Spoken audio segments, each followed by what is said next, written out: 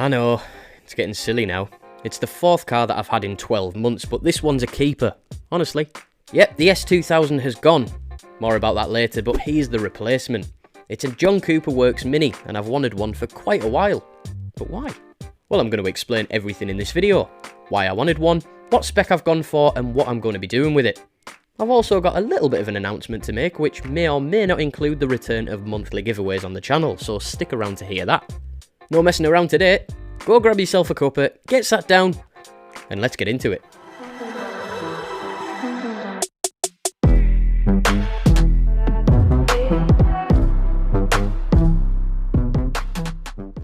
So yeah, it's a shame to see the S2000 go just as we're starting to get some decent weather where you can properly enjoy it. But it was the perfect time to sell up and move back to something which I really love driving, a little hot hatch. The Honda has gone to a good home though. It's actually a local lad who watches my videos, so hopefully I can get it back on the channel once he's gave it a little bit of love that it needs. Onto its replacement though. For those of you that live in a cave, it's an F56 mini hatch 𝙁𝘼𝙾𝙀𝙊𝙆. And I purposely looked for an early car because I'm a chav at heart and they sound insane with a little bit of tweaking to the exhaust. Now these things are mega rare to find with a monumental spec. I did see two for sale just before I freed up the funds to buy this one, which had every single option ticked, but they were snapped up in no time. I've been on the hunt for nearly 8 weeks now, and my requirements were quite simple. I wanted either a moonwalk grey or white silver car with a pan roof. Easily pleased, aren't I? And eventually this one popped up. The pan roof was a lot rarer than I first thought, mind, and I still don't know whether or not I went for the right colour, but it's sat on my driveway now, so I better get used to it. Just before I show you around it in a bit more detail, I've got some news for you. The monthly giveaways will be starting up again. Yep, that's right, I've partnered up with My Car Cleaning, so you guys, the people who watch these videos, can win all sorts of different detailing products to keep your pride and joy looking fresh. This month we go in big, with a couple of products that you've most definitely heard of. You could win this, a bottle of Carbon Collective Lusso shampoo, and a Sam's Detailing drying towel. And all you've got to do to enter is make sure that you subscribe to the channel and leave me a comment down below.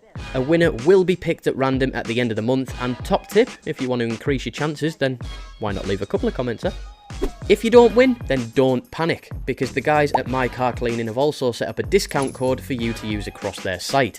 They have got all of the top brands, from the classics like 𝙁𝘼𝙾𝙀𝙊𝙆 and Maguire's to the new guys taking the detailing market by storm, like Sam's and 𝙁𝘼𝙾𝙊𝙆.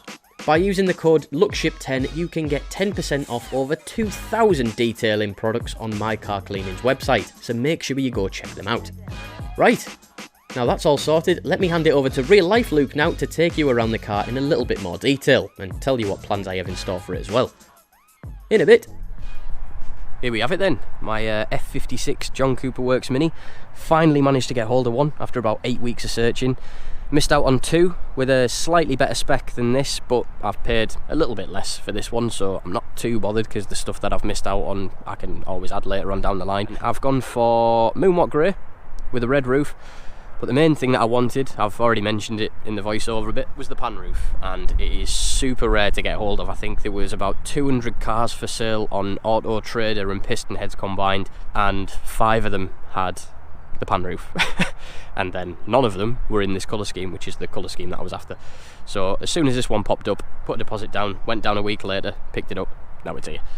First things first, do not like the stripes, chrome, don't like any of that fake retro stuff. It's not for me, so stripes will be coming off. The chrome surrounds around the headlights and around the grille will be going as well.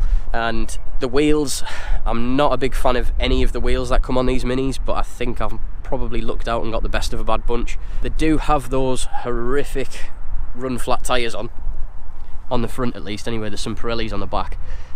So the tyres are definitely going to be getting changed, but for the time being I'll stick with these wheels for now. Seeing the clearance you get on the calipers, mental. But yeah, the wheels will be getting changed eventually, but tyres are going to have to go because I just do not like them one bit.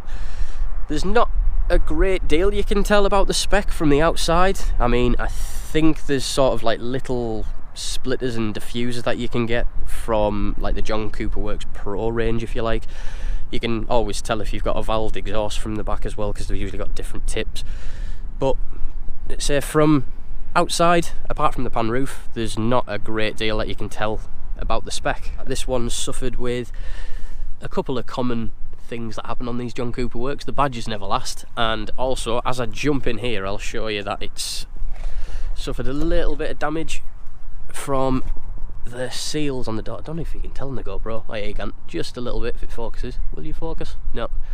But yeah, it's sort of worn through there on the paint from that door seal there, which is it's a common thing, but BMW refused to fix it apparently. But there is a guy who sells the PPF kits for these, so I'll get that sorted, get it covered over, and we'll be sound. When you step inside, that's when you can notice the differences between this and any other Mini really. You've got the half leather, half Alcantara seats, which are probably the best seats that you can get in a John Cooper Works, I think anyway.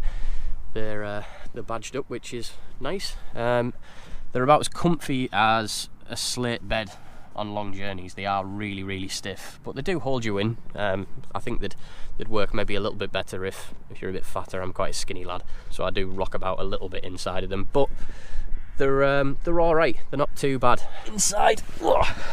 Shut the door because it's a little bit windy. It's probably easier for me to say the things that it doesn't have. It doesn't have the head-up display, which is something that I would have liked, but to be honest with you can set the speed on this little digital part of the dash on the speedo odometer. It doesn't have the HK audio, as you can probably tell, because they'd have the little tweeters in the A-pillars. Again, it was something that I would have liked to have had, but having had the car for a couple of days, been playing music through the normal speakers, it's not something that I can tell the difference of, really, if I'm being totally honest. But we do have all the different packs. Now, I still haven't wrapped my head around what they all are. There's apparently the Excitement pack, which I believe is sort of like interior lighting. So you get lights behind the door handles, if you can see that. There's like little purple bits. You can change all the interior lighting up here as well. There's another light up there. And like I say, around this sort of centre console part as well, it lights up on a night. It's got a media pack, which, if I turn it on, well, sort of like the Pro Nav, which is really, really nice.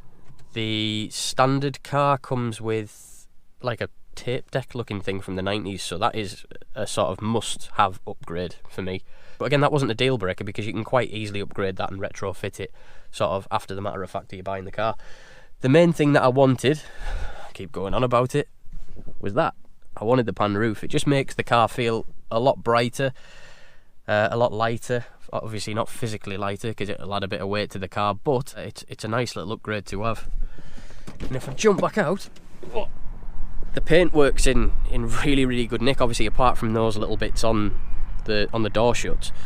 But I was expecting it for a 7-year-old car to have been to maybe the scratch and shine a few times, but it hasn't. It's really, really nice. There's no swirls or anything like that in the paint. So there is one scratch that I've managed to see, which I can get sorted, but just so you know, it's there. I don't even know if you can see it, to be honest. Oh yeah, there we go. One scratch on a 7-year-old car. Cannot complain, can you?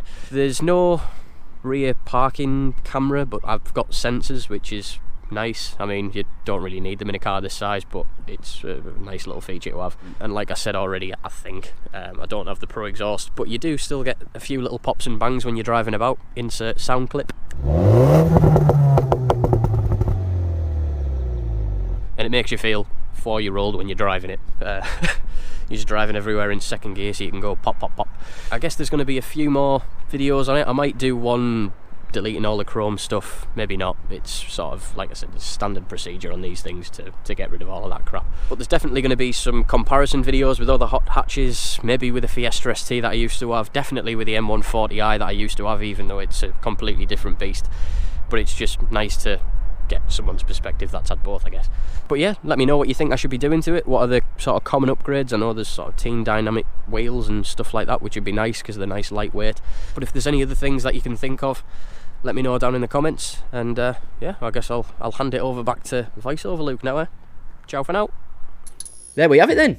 New car, new plans, and a new company on board the channel. Make sure you subscribe and comment down below to enter this month's giveaway completely free, and you can always drop the video a like if you enjoyed it too. As always, thanks for watching. I've been Lookship, and I'll see you in the next one. Bye.